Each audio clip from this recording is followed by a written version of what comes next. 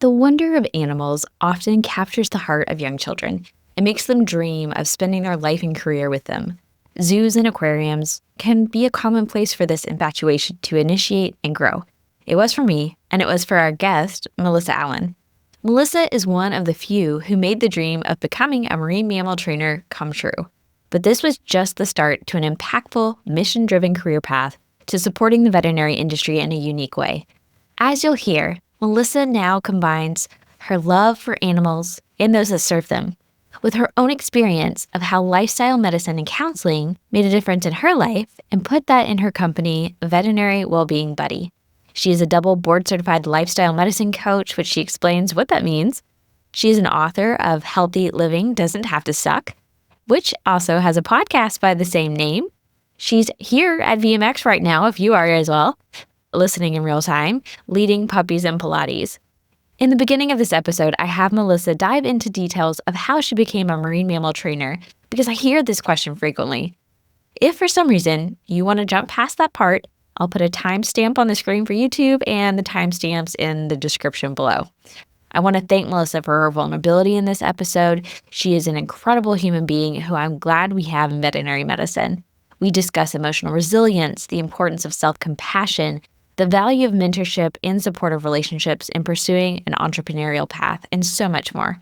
So let's get to the conversation with Melyssa with a Y Allen.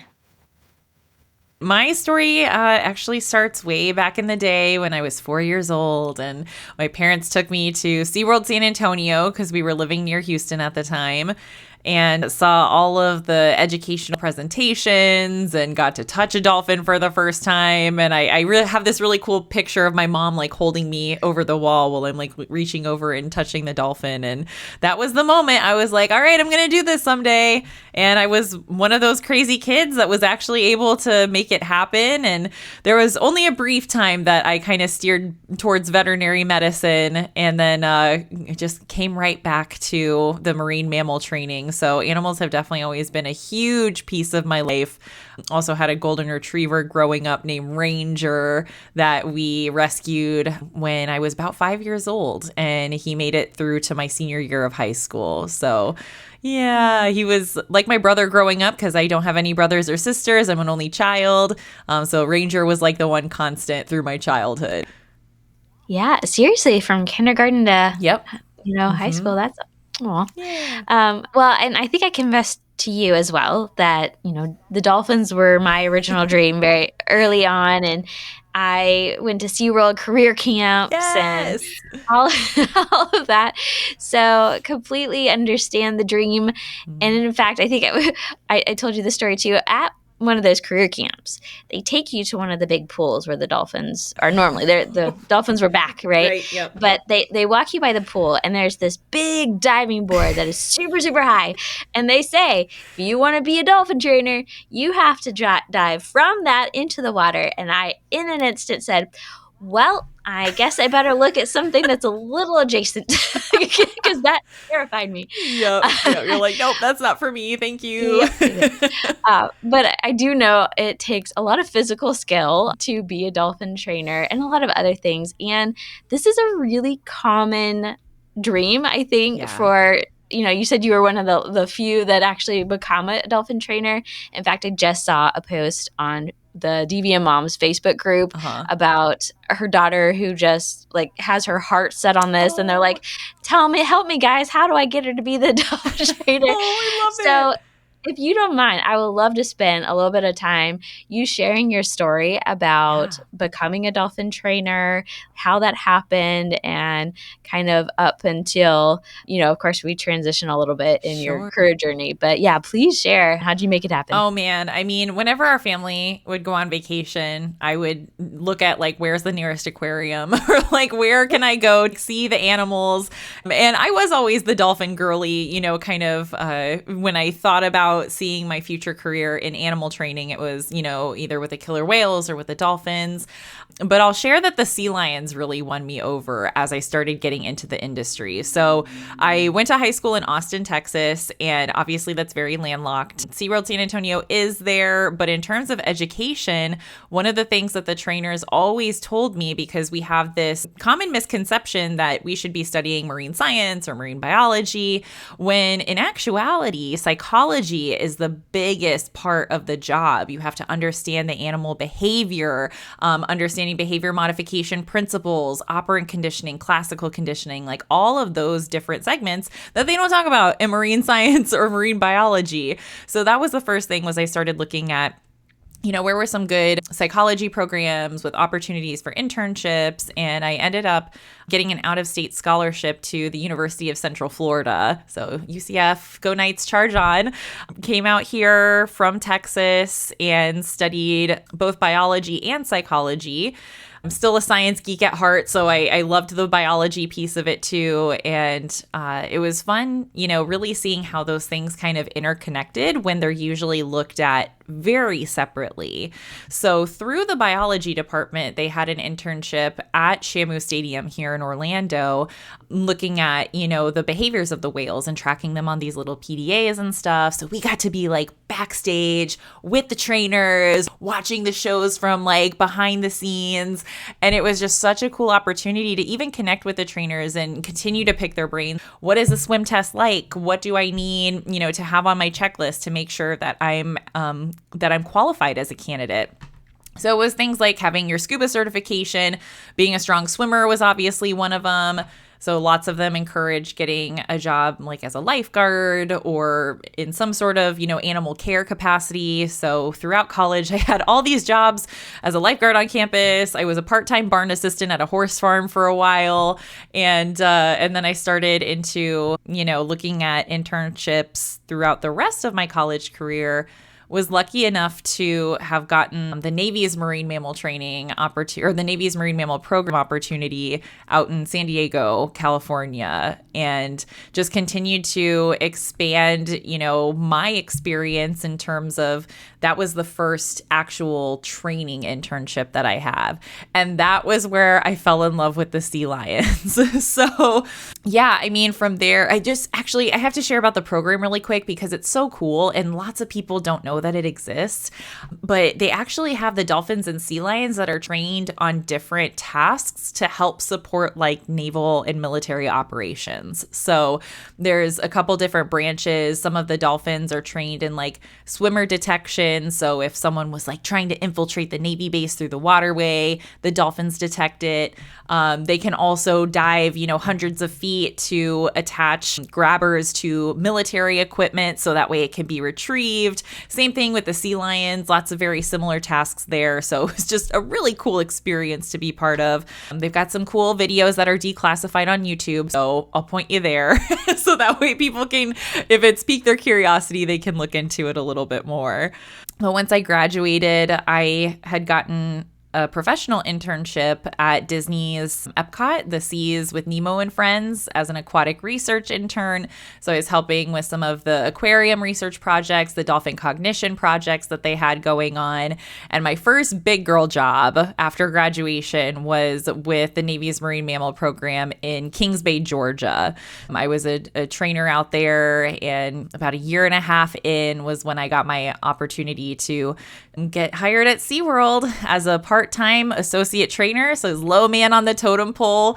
I was lucky enough to start off at Shamu Stadium, which I basically classified myself as a marine mammal custodian because at that level, you don't get any animal interaction. You're helping, supporting behind the scenes. But it definitely started, my SeaWorld career. And I was lucky enough to be there for almost 5 years and move from Shamu Stadium to Key West Dolphin Cove. And I finished my time at Sea Lion and Otter Stadium, which is actually where I met my now husband. So very grateful that I was able to have that part of my life to, find my partner for the rest of my life. Now, was he a trainer or was he part of the health Oh gosh, team? no. Okay. He is very much like the animal care, animal keeper side of thing. You know how they say opposites attract? I was the one who like wanted to be on stage and all the shows and everything. He was very much behind the scenes. So it took a massive round of layoffs for both animal care and animal training to start working a lot more closely. And yeah, so I would always joke around and be like, oh, we're going to go feed the seals now. Like, because, I had always said I wasn't going to date anyone that I worked with. And so when I found out I got into graduate school, I was like, well, he's always been kind of cute. He's not really my type, but maybe it'll be a fun summer fling before I go meet a future doctor in my graduate program. And from our second date, I was like, oh man, no, this one's a keeper. But Oh, never say never. Exactly. It's so true. Very cool. So you talked about, finding a program. So do you mind sharing a little bit about, you had the dream job of SeaWorld. Why transition into a new program? Yeah, I've definitely always been, like I said, a nerd at heart. I love school so much. And for the animal training career, I was lucky enough to have worked with a lot of different species of animals, the walrus, the otters, the seals, the sea lions, the dolphins, and I had trained a lot of different behaviors, everything from husbandry and voluntary blood draws and ultrasounds, all the way up to like a smile behavior, one of the silly ones for the sea lions.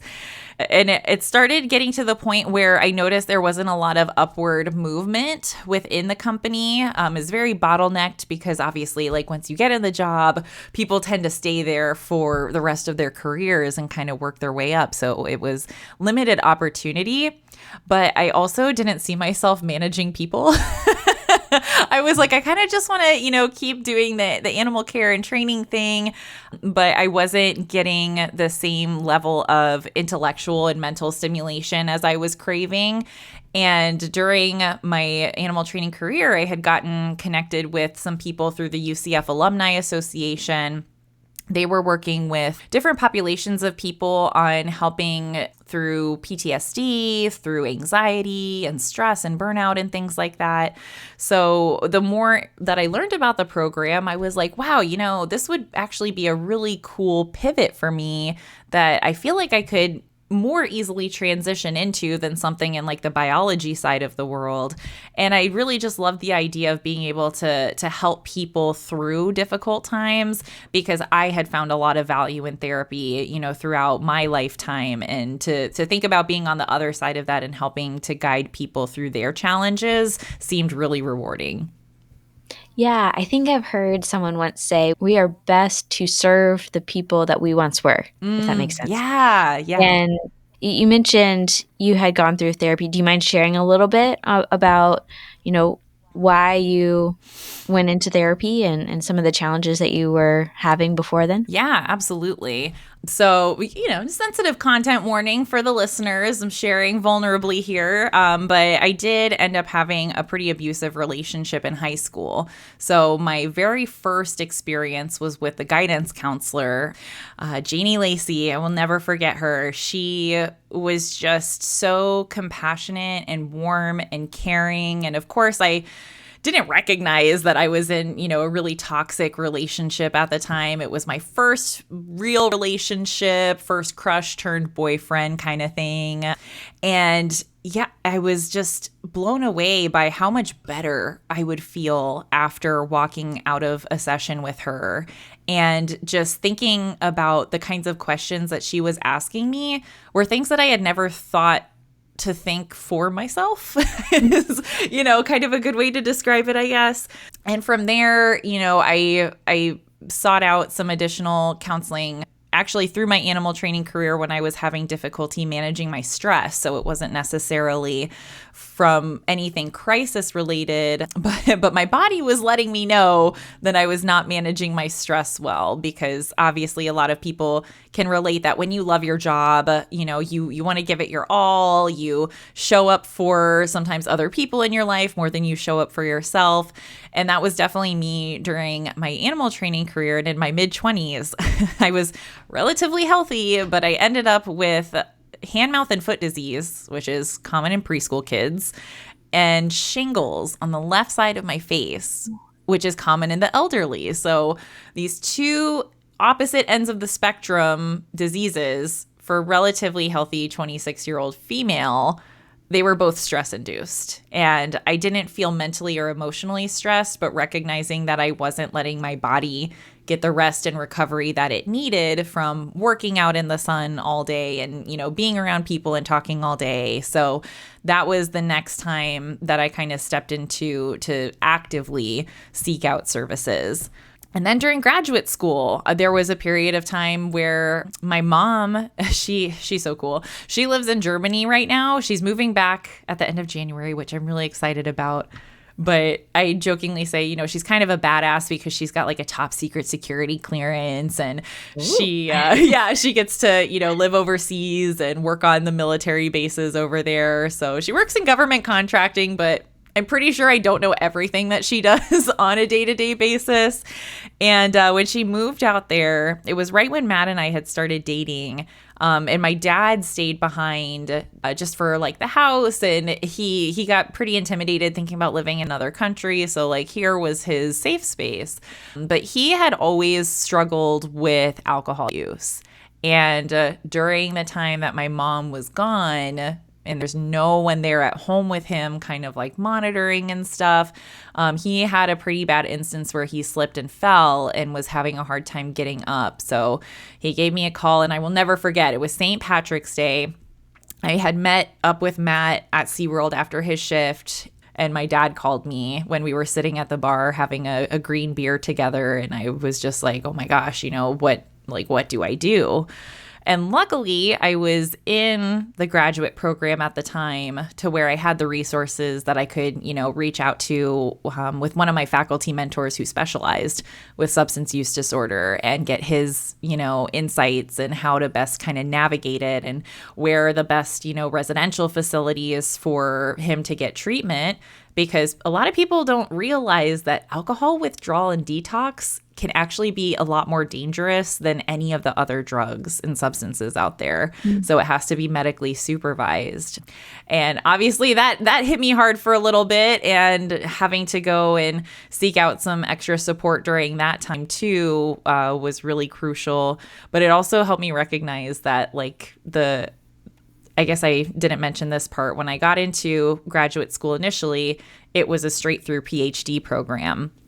And so I was having a really hard time that first year, and I realized this is not the right place for me. So I ended up transferring to the master's program, and it was through the work with my therapist to ask me those powerful questions and really help me clarify what I want out of life and what's, not aligned with my own personal values, and finding that better fit for myself to be able to make the difference that I wanted to in my life. Thank goodness for mentors and coaches because Right? Those are so hard. I think especially when we've decided to commit to something, mm-hmm. It's really hard to stop and assess when we're in the middle of it. Yeah. Is this truly what I want to continue doing or not? Mm-hmm. And I think you shared with me as well as I think one of the big signs of maybe this wasn't for you was actually some bad mentorship. Yeah. That they, it's so ironic to me because you are in a psychology program. Mm-hmm. And if I remember correctly, you were taking time to exercise for yourself, and they were giving you a hard time that you were taking time to do that. Yes, so that is correct. Yeah. Mm-hmm. Yeah, because that's another piece of my story too. Is during graduate school, I fell in love with fitness and teaching group fitness classes. And originally I sought it out because, in my head I was like, ooh, I could get paid to work out. That's a great way to manage my time, and it would be so fun. And I think there was a big part of me that, missed the stage piece of it, and the energy that you get from being in front of an audience, from presenting at SeaWorld to now teaching fitness classes. It's just such a really cool and rewarding thing to be part of. And I found that again, by being on the mic and kicking up the music and being a goofball in front of people and making them laugh and smile. But yeah, it came down to I got hired part-time. So I only had like a 2 or 3 hour shift on the weekend. And I was asked by the director of clinical training, and she was like, well, shouldn't you be working on your thesis during that time? And I was like, I mean, I don't expect to be like giving my entire life over to this program, but it seemed at the time like that was their expectation. And I know that you and I had kind of chatted before about like how sometimes you taking a step back and really identifying what your values are in that phase of your life can be important in guiding your decisions. Very much so, because things change, or we think we want something and then we learn more about it and we're like, oh, maybe not. Kind of like me and the diving, right? Yes. Okay, that is not aligned. Yeah. Sorry to take that in a humorous way, but absolutely. I mean, it's really important to do that, because we really do have to find the place that we thrive the best. And if we don't, we may not find the path like you, where you're doing awesome and you're doing so much good things. And I also, when you were talking, I just had the connection too, because you're a speaker, and it seems to come very natural. I read some of your posts, and you love speaking. Oh, yeah. I didn't think about back from your animal training days. We were on the mic. You're not afraid to be the center of and attention. let me tell you, there's nothing like having to improv on stage in front of like 4,000 people while a sea lion is, like running around on their own accord and having to be like, okay, what do we do now? That was always my favorite show, though. Oh, yeah. And it always seemed to be the sea lion too. It's like the sea lion just didn't want to do it that day. So I remember one in particular, he just wanted to swim back and forth in the moat. That was all he wanted to do. And at SeaWorld, you don't force them to do anything. If they don't want to play, they don't have to play. Exactly. And I always found it, humorous when entertainment would try to give us like show notes about, like, yeah, Gunnar took over the front pool during the lunch segment. And it's like, I don't know what you want me to do, but he's a 700-pound sea lion. Like, if he's not food motivated right now, he wants the pool, and there's nothing we can do about it. So, yeah. You guys did fantastic. It was always very humorous, and we enjoyed it. So I'm glad to hear that. So, also, just comment. Again, just because we do something different doesn't mean we don't take what we learned from that time and move it forward with us into the future. Right. So just like you have improv skills, you know how to be on a mic, like that has come with you. So to highlight some of those things that I think are so applicable to us as we grow in our career journeys. But, back to your master's program, and I know you have letters behind your name. And I know one in particular is, double board certified lifestyle medicine coach. Now, I do know in veterinary medicine, board certified is like a big, term. Yeah. But do you mind sharing a little bit about the double board certified part, but also like lifestyle medicine and lifestyle medicine coach? Like all of this is really interesting and probably not something everybody understands. Do you mind sharing a little bit more about that background and what all that means? Yeah, definitely. And I'll share again quickly to go along with my story is, I ended up transferring to the master's program with the intention to go down the licensed mental health counseling route, because again, I was like, I found so much benefit from therapy. Like I'd love to be a therapist. But as I started getting more involved in the fitness world, I became more familiar with the fact that there are health and wellness coaches out there that, kind of pair nicely with my passion for fitness. So yeah, I mean, it's one of those things where the coaching industry isn't the most regulated at the moment. And hence that's why the board certifications were so important to me, because it really is like evidence-based gold standard approaches to health promoting behavior change. And lifestyle medicine in particular is really cool because I was introduced to it through an internship that I had at a local hospital in their cancer support community. It was in the integrative medicine department at the time, but lifestyle medicine is very similar.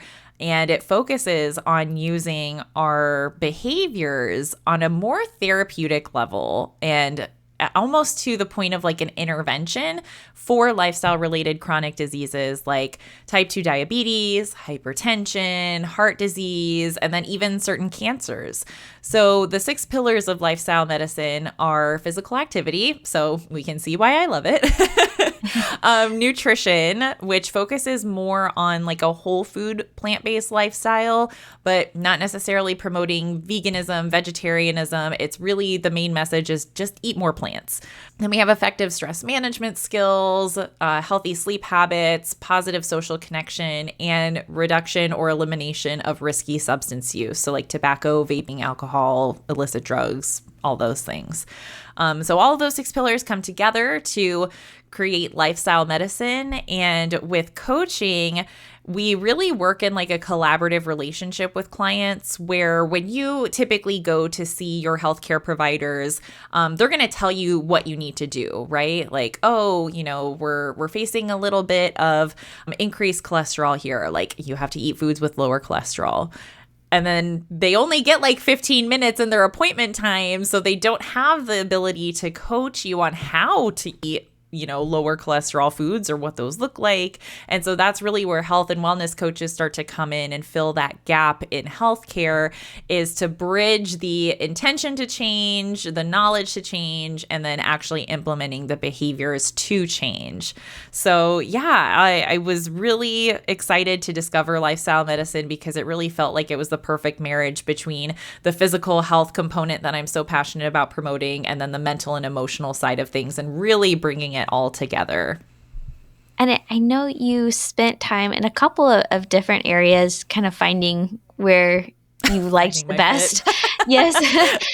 Spoiler alert, it was not in corporate. Right. It's okay to have the Goldilocks. You got to find the right fit there. Yes. And I thought it was interesting, though, that you really you found a program where you were helping, and correct me if I'm wrong, human physicians. And being able to support them. I think even there was a program called Wellness and Resilience Program, which resilience seems to be kind of the new buzzword, I think, kind of going around right now. Right. And I think this is important, one, because you understand a little bit of a doctor mindset before, moving into the veterinary industry. But I'm sure there are definitely some differences as well in the human physician world and the vet world. So I'm curious to hear your thoughts there. So do you mind sharing how you transitioned over to vet? What was the kind of the catalyst there? And I guess since I mentioned it, do you mind sharing a little bit of some of the differences you've noticed so far from human physician space versus maybe some of the unique challenges with veterinary medicine? Yeah, I think starting off with some of the similarities, lots of type A perfectionistic personalities going on in these industries, which, is sometimes very helpful for the job functions that you have. You don't want a surgeon who's all willy-nilly, right? You want them to be focused and zero in and perfecting the skills that they have to, make safe decisions and everything like that. And for the occupational similarities too, I would say that the stress level can sometimes be very similar, but it's very dependent on what kind of environment you find yourself in. So even with physicians, they tend to have different little columns that they're segmented into, where like either they're general practice primary care providers, maybe they're OBGYNs, they have all these different little segments. So they really get to focus on their specialty, where what I've noticed in a difference is the general practices, they get hit with everything. They've got emergencies coming in and sometimes they have to refer out. They get the new puppy visits. They have the difficult euthanasia visits. Like there's a lot more emotional diversity that gets experienced within a veterinary clinic day than there is for human healthcare providers, because then you also have the subsections of that, right? You have pediatrics, you have like adult care, geriatric care, like all of those different things where physicians can kind of get in a little bit more of a routine of like how to manage the specific and unique challenges that they face on a regular basis. Whereas in vet med, it seems a lot more unpredictable. And it's, like I said, a much wider spectrum of things that you could potentially see throughout the day in different cases. That's a unique observation. I mean, I've known that how detailed the human physicians can get. Like even in my own pregnancy journey, I have seen it in like a single room. I was like, these doctors, they really only care about my reproductive organs right now. Right. Like this nurse just cares about the baby. That's it. You know, they get very, very specific. And so I guess there's a little bit more routine. There's, you know, very probably specific stress, but you know, the way you explained it was so much better. I think that's really interesting. And you know, I think a lot of people have a COVID story, and a lot of times it can be you know, something good comes out of it. I believe that yours does, because you're now here in the veterinary industry supporting us. But do you mind sharing your what you were kind of noticing in COVID and how it encouraged you to come back into the veterinary side and start some new programs? Yeah, of course. In my jobs within the hospitals, it was focused on providing support and teaching about resilience strategies, burnout prevention, all of that kind of stuff. And I found it very easy to go online and do like a quick Google search for resources and handouts and worksheets and free programs and like everything and anything that you could possibly think of that would be helpful for someone to have as a resource. There'd just be this plethora of things that would pop up from that one simple Google search of like Doctor Resilience Toolkit or Wellbeing Toolkit or something. And I got curious because obviously, from my time in undergrad, I was part of Pre-Veterinary Society because they had all the cool animal volunteering experiences, made a lot of really amazing friends there that I stay in touch with today. Throughout my animal training career, obviously working alongside a lot of veterinary professionals, they were just sharing throughout COVID, we're struggling too. Like people don't understand that when there's a PPE shortage for the human healthcare providers, there's also a PPE shortage for us.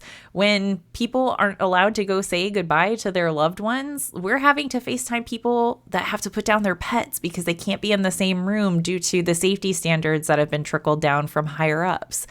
And just that lack of recognition and awareness around the fact that these people who are so dedicated to helping our community's animals were, if anything, people were more hostile to them during these times. And just to see that level of aggression and the lack of gratitude for the people working in veterinary medicine was just mind-boggling to me. So then, of course, I get curious and I'm like, you know, in my role, I can do this quick Google search, like what kinds of resources are available for vet pros? And it was shocking, the discrepancy between how many were available for human healthcare providers and then maybe like a handful of really like comprehensive, robust resources for veterinary professionals. And I really wanted to make a pivot in my business, which I originally started from a faculty mentor saying, oh, well, if you open your own business and start an LLC, you could do like pop-up fitness events around Orlando. So I was like, oh, I like that idea. Never did I think I would find myself down this entrepreneurial roller coaster. But I wouldn't have it any other way now because I just love what I do on a regular basis, and it's so cool to be able to do things the way that I want to, and to not have anyone, you know, telling me, oh, you can't do this. And even though some people still try to do that, I'm like, oh, now watch me, because now I've got my resources. But yeah, I originally expanded my fitness classes to just include some lifestyle coaching on the side. And when I noticed that there was the need in the veterinary space, I first had a lot of imposter syndrome because I was like, I have never worked in vet med. Like, I've worked vet med adjacent, but I don't really know if people would look at me being like, why is she here? You know, she doesn't get it. And so I actually had a call with Dr. Cindy Trice, who is now part of Hound. And at the time, you know, she was kicking Relief Rover off the ground. So this was back in like 2022, I think. And yeah, I had a consultation with her because we were connected through a mutual friend. And she was like, there's a need and your idea is valid. So that was like all I needed to hear to really start to, you know, push this thing forward. And I applied for the VMX Startup Circle in 2022 and I got in there. And back then I was branded as the Mind, Body, Thrive lifestyle because I didn't know at the time I was going to specify or specialize with veterinary professionals. So since then, we have gone through a rebrand because dear sweet Buddy, who is the heart and soul of the brand, Veterinary Wellbeing Buddy, he was my dog for almost 13 years. And just last September, we sent him over the Rainbow Bridge. It was the most peaceful thing that we could have asked for. He had the best last day ever. But again, it just reinforced my mission to help support veterinary care providers because this was my first time owning a senior dog as an adult and having to make those decisions and watch out for his quality of life and then get to the point where, I had to have those discussions with his veterinary team to be like, is it time? And it just gave me even more respect to think about, how people in this industry go through that on a regular basis. And honestly, it made me very upset to think about how poorly they're treated at times. And not that I wasn't upset about it already, but it was just more of like the push that I needed to really bring Veterinary Wellbeing Buddy to life and to start building out these programs and starting the membership and doing these speaking engagements and presentations to try to, educate, empower, and engage veterinary professionals in lifestyle medicine habits and positive psychology practices and just those things that are going to help contribute to getting them to a state of flourishing and thriving while working in vet med. Yes, and luckily you have the logo on your shirt right now. So for those watching on video, the paw print, I believe, is actually Buddy's paw print, and the hand is from you as well. So yes.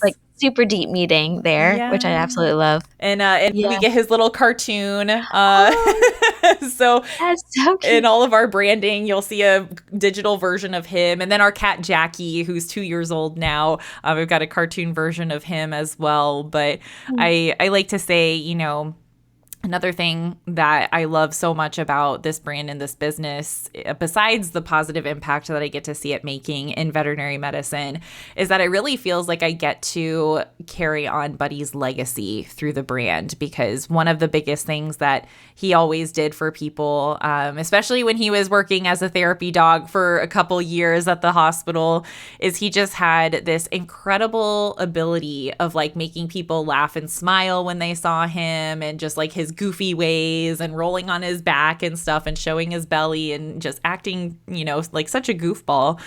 But then he could also just totally flip the switch and be able to comfort and support people that were going through the most difficult times and just be that calming presence for them, letting them know he was there with them. And those are really the elements that I try to bring into the brand as well. Obviously I love to have the positivity and humor aspect of what I do. And when it comes to educating people, especially when I keep it entertaining where I can, but also I am able to hold that space for people who might be going through really difficult times. And I'm just really proud that I get to have that honor of carrying on Buddy's legacy through the brand.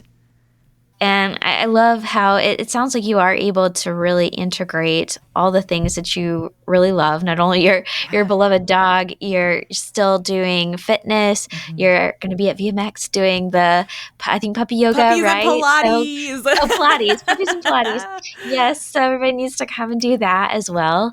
And I have you, and we really like to focus on the career aspect. I honestly, I meet a lot of people, myself included too, who are interested in having an impact, being entrepreneurial, and it's a hard road to be, especially a solo entrepreneur. And I see you doing well. You've had opportunities to be parts of different business programs, and was it LEAP, the LEAP Fellowship as well, those kinds of things. So, if you think about back right now, and really you've been in this only a few years, what do you contribute your success? How were you able to connect and get reach and grow? I honestly have to just give the biggest shout out to the people who have supported me along the way. And really, it's in the relationships that I've cultivated, throughout this time that have helped me, to one, believe that this was even possible and that there was a need for it in the world. It really is about having the support network, because there are times where you just want to enter like burn it all down mode. And it's like, is this worth it? Like, what am I doing? Am I crazy for not having like a 9-to-5 and a steady paycheck and everything that goes along with that? But it's so incredibly rewarding to like take some big risks, and sometimes they pan out, and other times you just learn from it.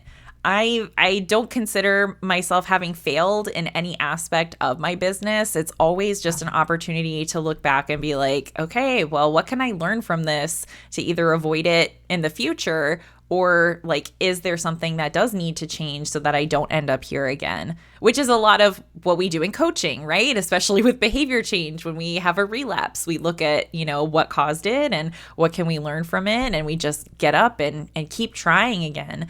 So I would say like some of the biggest elements to just the fact that I haven't given up and like thrown in the towel are the people that I've surrounded myself with, being part of other entrepreneurial circles, because they're gonna get it. I can't really talk to my parents about it, because then they'll be like, well, just go on LinkedIn and apply for jobs. And I'm like, no, I don't want to go back. And so having that support network is huge.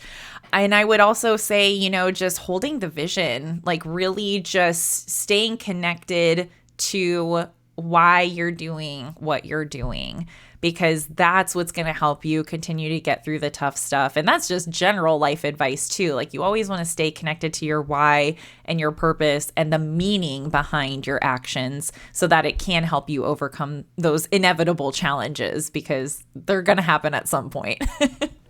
Yes, and I was listening to your podcast this morning, and in one of the, I think it was the last episode that you did maybe, and it was talking about the future, and you had written something for either a grant or something, and you read this, and it was basically your why, and it was very beautifully written, and I just want to encourage people to go listen to it, because I think it's great to not only think about it, but to actually write it down too. It really solidifies it, makes it real, and you can revisit it, and when you are struggling to remember it sometimes, have it up.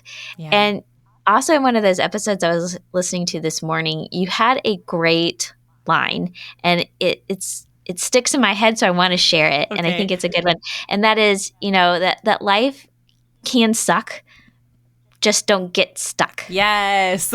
And I was like, oh, that's so good. Because I think we are going to have challenge in our life, even though we can be very positive people. We can, try to train ourselves to have the growth mindset and learn from things.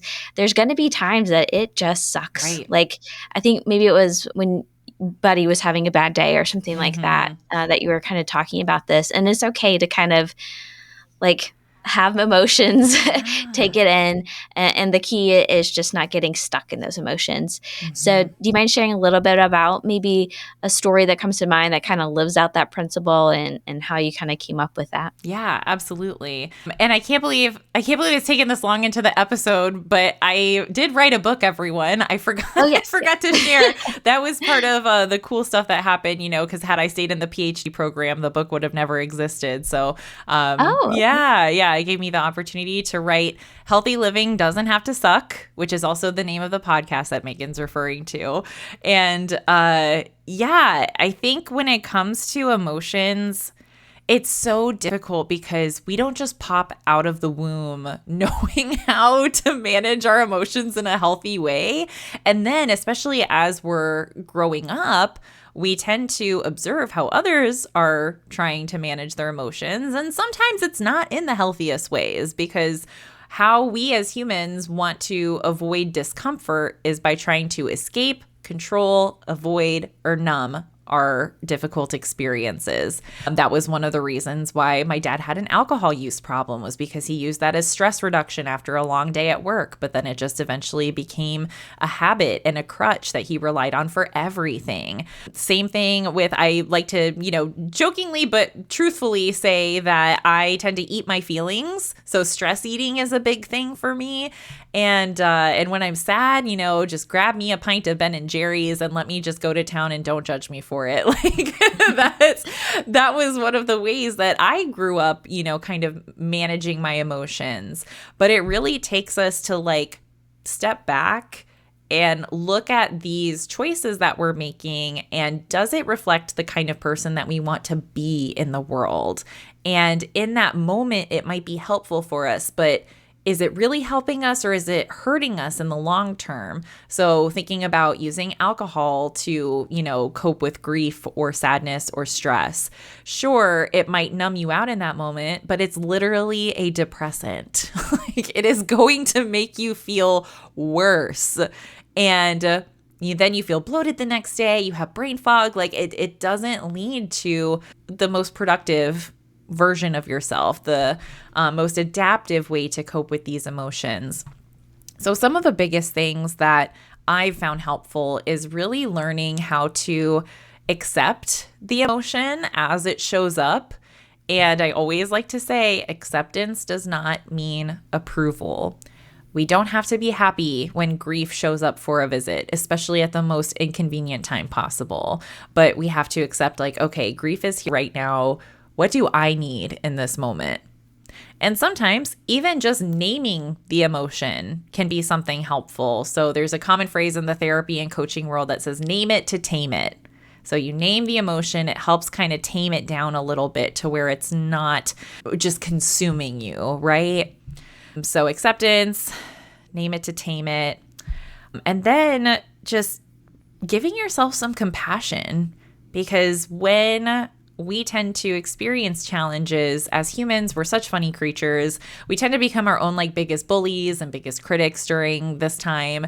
And we end up making ourselves feel worse about feeling bad, right? And what's that going to lead to? Probably not the most helpful choices. So if we can instead teach ourselves how to better comfort and support ourselves like we would a good friend or a loved one that were coming to us with the same issue, that's going to help us better process through those emotions and then be able to continue engaging in actions that support our health, our well-being, our mental wellness.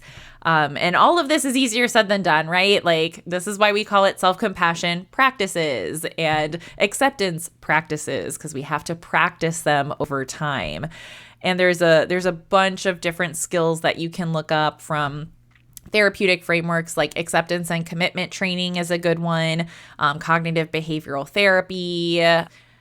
I mean, there's so many different things. Mindfulness is a huge piece of being able to even recognize the emotion as it starts to show up, but then also giving yourself that space to better learn how to accept it, to ride out all that discomfort that tends to accompany the emotion, and just remembering that it's temporary. Like, it's not going to feel that way forever.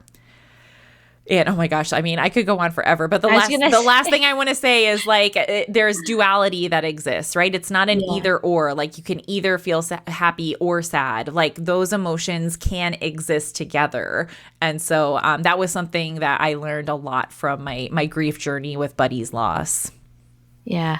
Well, people know why you're the expert, and they knew to go to you. And I do find that one thing to kind of help with all of this, when you are in the middle of chaos and you don't know what to do, is really to kind of ground yourself with gratitude. Yes. So I love ending the podcast with, what is something you're really grateful for right now? Oh my gosh. I am so grateful for my cat, Jackie. First of all, he's usually sleeping in this little hut right here, but he's at the window today. And he is just such a great reminder for me like when I need to take a break, he'll come up and, if I've been in front of the computer too long, he lets me know. So I'm grateful that he's my own little like self-care check-in reminder. But I'm also grateful to be embarking on a new chapter of entrepreneurship where I'm actually transitioning out of my part-time job to go full-time for myself. So it's, again, another big leap of faith that's happening, but I'm grateful for having the means to even pursue this opportunity, and grateful for all of the people within this industry that have supported me to this point. So lots of gratitude to everyone tuning in out there. Thank you so much for having me, Megan. Yes, I appreciate it. And my typical sign off is take care, stay healthy, and be well. Love it.